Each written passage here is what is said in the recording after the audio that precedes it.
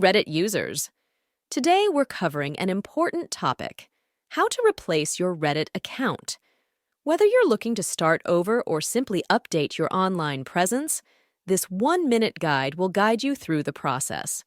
Let's dive into the steps to replace your Reddit account seamlessly. Start by opening the Reddit app or website and signing in to your existing Reddit account.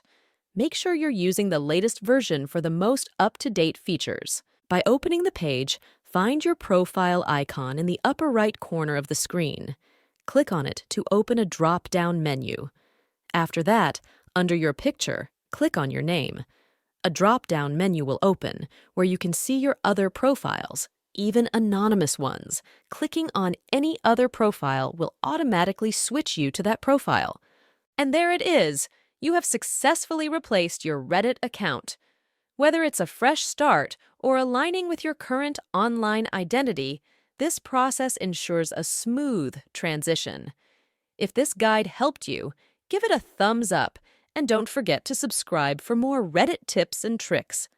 Thanks for watching and enjoy the renewed Reddit experience.